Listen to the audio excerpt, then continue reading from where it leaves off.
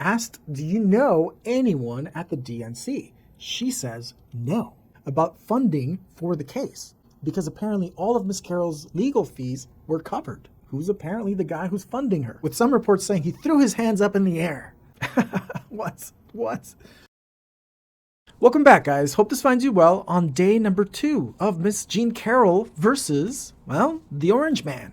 Jean Carroll actually took the stand. Explosive stuff happening, including her admitting that she deleted some emails even under subpoena. And at one point with her admitting that she saw that her book was not selling well. And sometimes Judge Kaplan looking like he's getting into it with Alina Habba. And I gotta say that at times, Judge Kaplan does not seem the most neutral. Sometimes he exhibits a little bias. Am I surprised? Would you be surprised? I don't know. With the judge going even as far as threatening to kick out the Orange Man himself.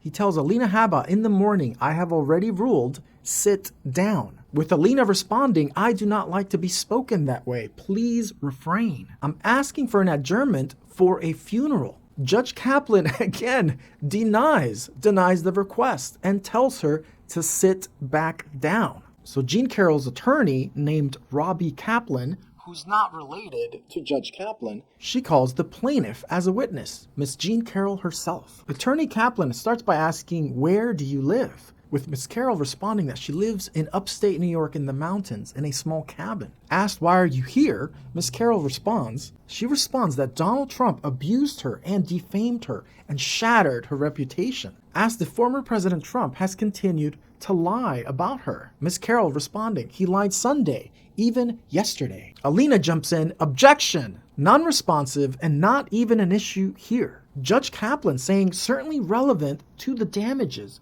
hence overruled. Attorney Kaplan, how was your reputation shattered? Miss Carroll says that yesterday alone on Twitter, she said that she saw someone say, hey lady, you're a fraud. She continues with saying that previously I was known as a columnist and now I'm known as a whack job. Attorney Kaplan asking, in the first case, what were your claims?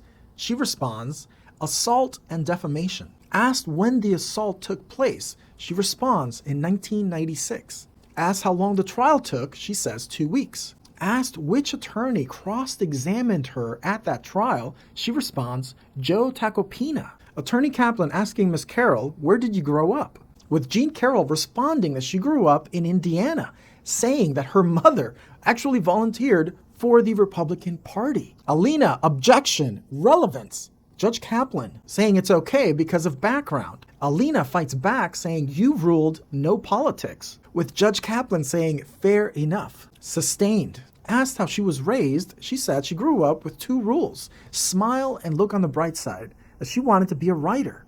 Asked where she went to college, she said Indiana University. She was also a cheerleader. That she was nominated to be a beauty pageant. Asked how she became a writer, she said after 20 years of negativity, she got her first piece accepted at age 46. Pretty wild. And that she was teaching gym in Idaho at the time. That she went on to work for Esquire and that opened doors, including going to write for Rolling Stone in New York. Attorney Kaplan asking about New York City, Miss Carroll said that she moved there in 1980, 81. She said she loved it here. Asked how she became an advice columnist. Miss Carroll said that Elle magazine gave her a column back in 1993, that people asked questions and that her answers were published. That the column was called Ask E. Jean Carroll. Attorney Kaplan displays a photo and they ask Miss Carroll to describe it, with her responding that it's her in the picture dated December of 1995. Asked what kind of questions did you get in your advice column? Miss Carroll said a lot of comedy, some drama of life, mostly how do I get my husband to take a shower and how do I get my wife to let me back in bed and off the couch? With her saying she had roughly 80% women and 20% men asking for advice. With Miss Carroll adding that she broke with the past, that she was all about taking action, leading an adventurous life, that the whole thing was lighthearted but at the same time deeply serious. She also had her own TV show. Asked about the TV show, she responded from 1994 to 1995, until it was taken over by MSNBC. Asked if she ever appeared on any other TV shows, she said yes. GMA, Bill Maher Show, Anderson Cooper, and some other daily shows that she was slotted in, sometimes up to 4 minutes. Asked how often she was asked to be on television, she said, very often. Alina jumps in, objection, too broad. Asked about her book writing, Ms. Carroll says 5 books, including a bio on Hunter Thompson, a book of essays, a memoir. Attorney Kaplan jumps in, asking about female difficulties. Forgive me, but what is the date of this? It looks a little dated. Ms. Carroll responding, this is from 1983. Attorney Kaplan putting up the Hunter Thompson bio, with Ms. Carroll saying that he's an astonishing journalist, that she wrote it from 91 to 92, that it was published in 93, that the reviewers themselves were all journalists, and that they all love Hunter Thompson. Attorney Kaplan displaying another book, asking what this is. Ms. Carroll says it's about what women think. Alina jumps in, objection, vague, what women think. Judge Kaplan, he says, Ms. Haba, when you speak in this court or any other courtroom, you shall stand up. As to continue her description of the book, Ms. Carroll says women were very blunt, from Alabama to Arkansas to Ohio, that women were thrilled to talk to a journalist. Asked when she started writing the book, she said 2017, but it was published 2019. Attorney Kaplan asking, was Donald J. Trump, the former president, was he initially on the list of topics to write about in your book?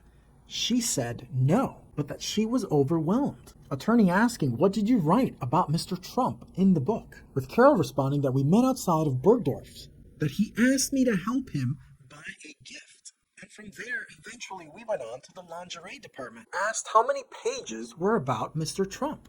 She responds 9. Alina jumps in, objection. This goes to the underlying facts. They have on display pages of the book written by Ms. Carroll. With Ms. Carroll's attorney, the lawyer Kaplan, she says that this is what Mr. Trump reacted to. Alina jumps in, saying the president denied an allegation on the White House lawn from a reporter. Alina continues that they can't ask, they're not allowed to ask about other men that Ms. Carroll apparently also said assaulted her. Judge Kaplan gives in, sustained, with Alina saying, move to strike. Okay, so Ms. Carroll's attorney, Attorney Kaplan, she continues, when and by whom was an excerpt published? Ms. Carroll responding June 21st of 2019 by New York Magazine, saying that the New York Times was actually going to publish an article about the book, causing New York Magazine to rush it out on Friday in the afternoon, that they jumped the gun. Asked if the excerpt included the assault by Donald Trump.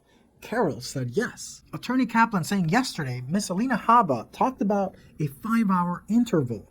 Did the excerpt include a denial? Ms. Carroll said yes, a denial from the White House. Asked, have you ever told anyone publicly about Mr. Trump? She said no. Asked if it ever factored in that he was the president at the time. Ms. Carroll said yes, and she went ahead with it anyways. She still did it. Asked if she expected him to respond. Ms. Carroll said, I thought he would say it was consensual. Asked if that's what he said. Ms. Carroll said no, that he said that my false accusations actually damaged the real victims of sexual assault, that this whole thing was a lie. Attorney Kaplan asking, have you paid dearly? With Ms. Carroll responding that she has paid just as dearly as it is possible to pay. Attorney Kaplan puts on display a document asking Ms. Carroll to describe it. Ms. Carroll says it is an announcement by the Office of the Press Secretary, saying that in the announcement he said that numerous women had been paid to make false accusations about him and that these women did very well. Objection, overruled. With Ms. Carroll saying that this was all untrue, that it was a lie that she was paid. Attorney Kaplan asking, what about paying dearly? With Ms. Carroll saying that he said that people like her should tread carefully. Asked what is the context of these statements by Mr. Trump. Ms. Carroll says that he was on his way to a helicopter, that he was responding to questions by journalists. Another document is presented by Attorney Kaplan asking what this is about from the Hill, with Ms. Carroll saying it's partially about her. Objection, with Alina saying it's not part of the case. Judge Kaplan saying overruled, with the attorney asking for details about what it says. Ms. Carroll says that it reads that she is not his type.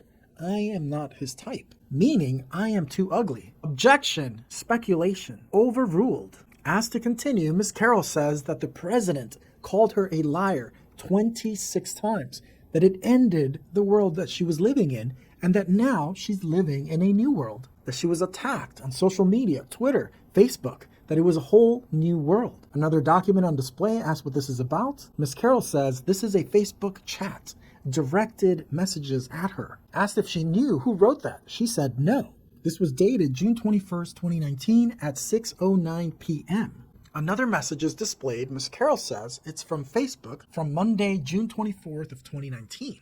Asked to read it, Ms. Carroll says that he talked about how ashamed I should be, that I made it harder for true victims of abuse. Asked if former president also said that. She said yes. Asked how often she receives such messages. She responds saying sometimes hundreds per day. Asked about the overall themes of the messages, Ms. Carroll responds saying that you are a liar, you hurt victims, you are ugly. Those are the major themes. Attorney Kaplan asking, what are your motivations? Objection, we were ordered not to discuss. Attorney Kaplan, let's start with messages calling you a liar. So they have a series of messages on display, and Ms. Carroll says, responding that this woman who messaged her was not going to ask her for advice. Attorney Kaplan saying, this is asking about how much George Soros paid you. Who is he? Ms. Carroll responds, a rich old man. Asked, did he pay you? She says, no. Asked, do you know anyone at the DNC? She says, no. Alina Habba jumps in, saying that she's going to address this on cross-examination.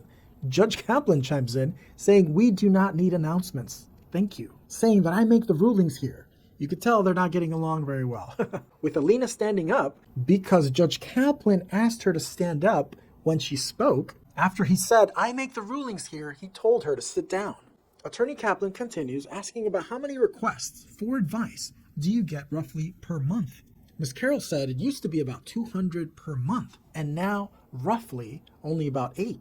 Okay, at this point, the jury takes a break. They're out on break, and then Jean Carroll's attorney, Jean Carroll, who did the opening statement, the opening argument, he chimes in to Judge Kaplan saying that Alina Habba has twice now mentioned other men that she brought up, and that now she's also brought up that Ms. Carroll had received funding for this very case. He argues that was improper. On top of that, he's complaining because apparently Trump has been loudly saying she got her memory back.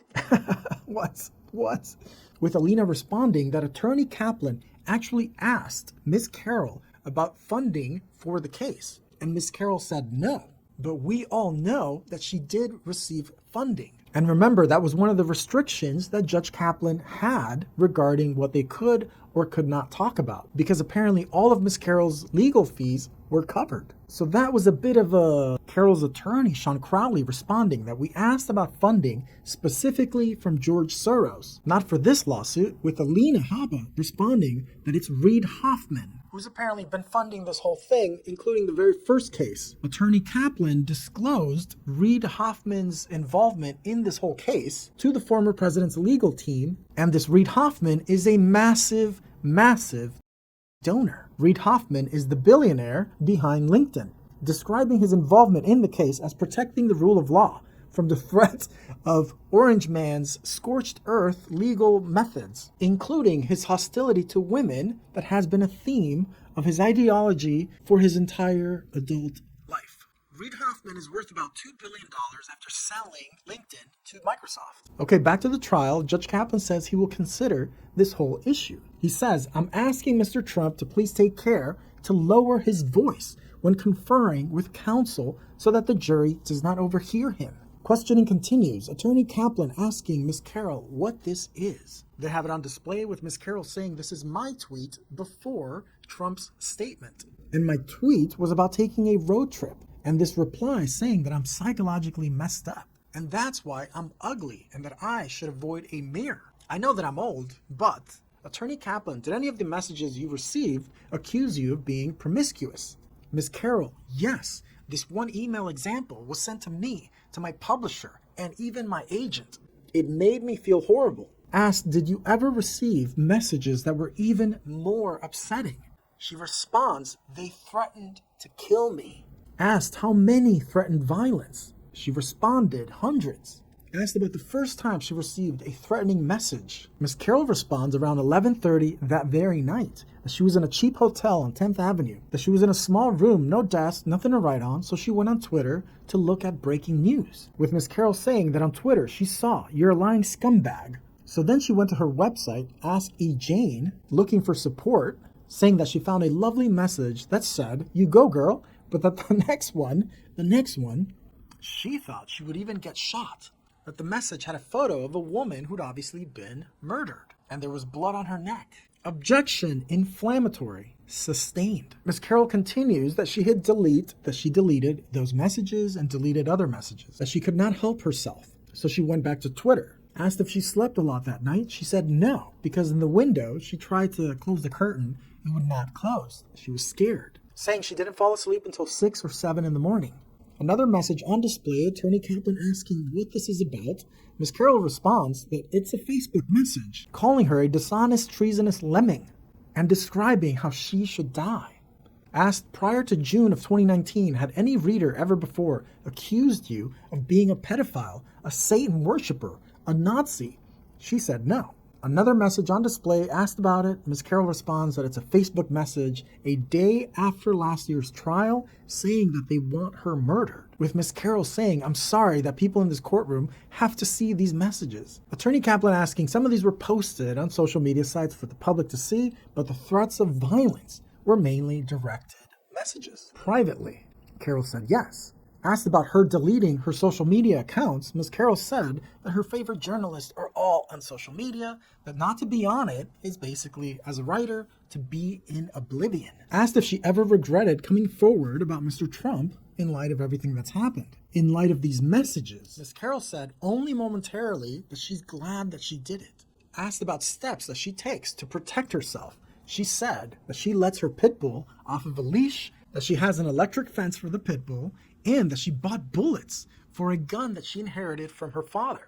Asked about driving, she says she pays attention to who's behind her in case someone is following her. When she runs errands, she has to look around. She has to protect herself. Asked if she had personal security at this trial, she said yes. Asked if she would like more, she said she can't afford it. Attorney Kaplan asking, did you ever tell your friends about all these threats? She said no. What can they do? Nothing.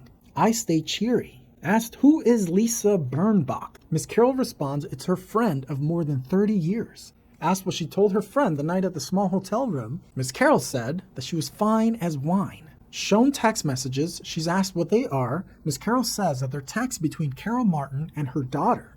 Asked who Carol Martin is, Ms. Carroll says it's a news reporter. Attorney Kaplan says you told her there was no security concerns. Was that true? She responds saying, I did not want them to worry. Attorney Kaplan switching gears, asking, did you promote your book? She responds, I did 4 TV interviews and about 4 to 5 podcasts. Ms. Carroll said that the journalist wanted to hear about President Trump.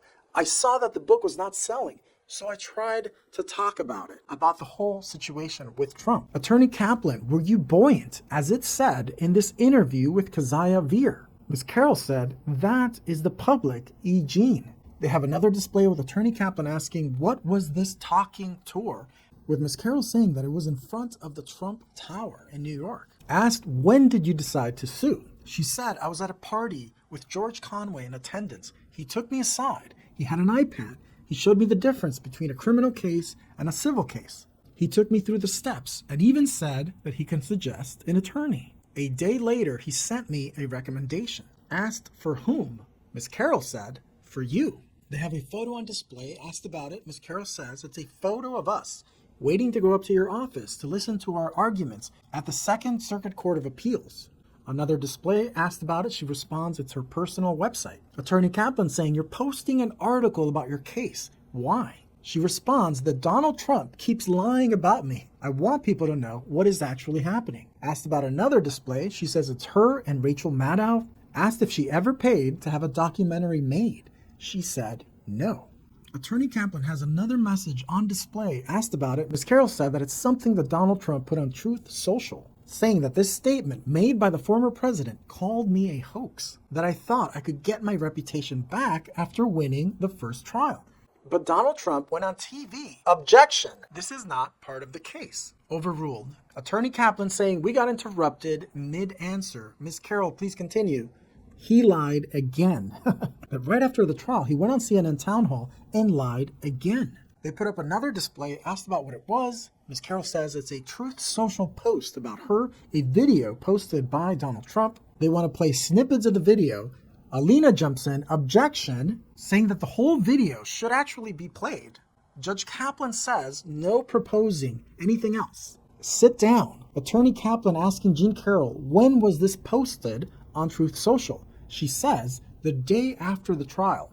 They play the video. In the video, Trump says, I have no idea who this woman is. The greatest witch hunt of all time. Attorney asking Carroll, who was the woman that President Trump is referring to? Miss Carroll said, me. That Trump was raising money. Objection. Complete speculation. Judge Kaplan, the answer is stricken. At this point, they take a break, and Jean Carroll's attorney, Jean Carroll, tells Judge Kaplan that the defendant has been making statements that they can hear, saying that he can overhear Trump calling it a con job, a witch hunt, to remind him.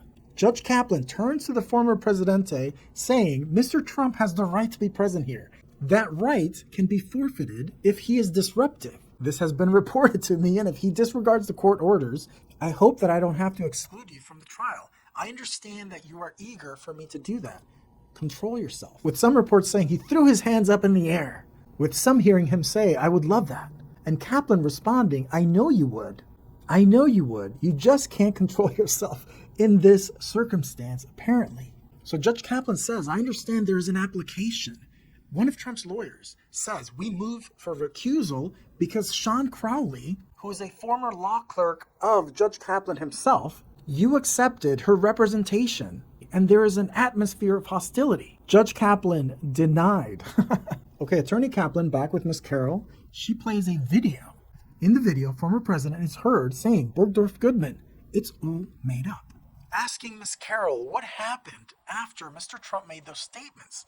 She responds that there was a flurry of attacks against her. Asked if by now she's gotten used to all the attacks, she says, I will never get used to attacks like that. Attorney Kaplan saying, lots of people congratulate you, a lot of positive media articles. Doesn't that repair your reputation? She says, no.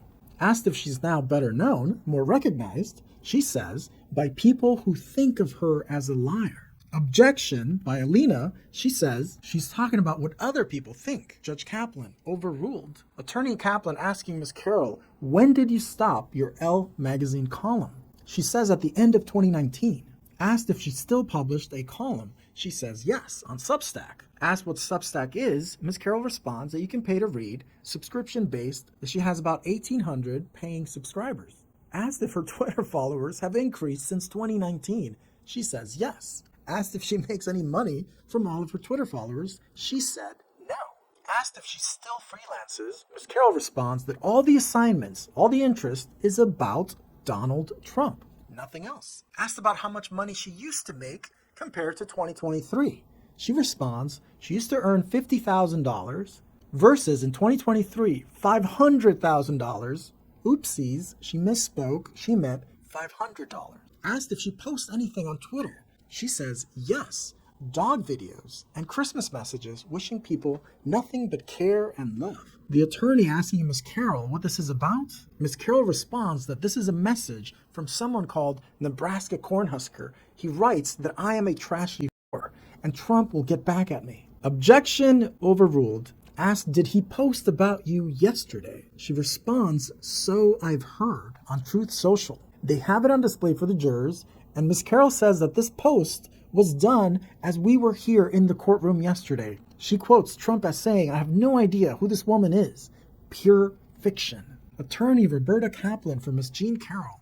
That was it. No further questions. So who's winning? Who's losing? I don't know. Sometimes it looks a little, So we'll see. All right, guys. Well, thanks for joining me on this one. Please don't forget to smash the like, subscribe if you haven't, and I'll see you in the next one.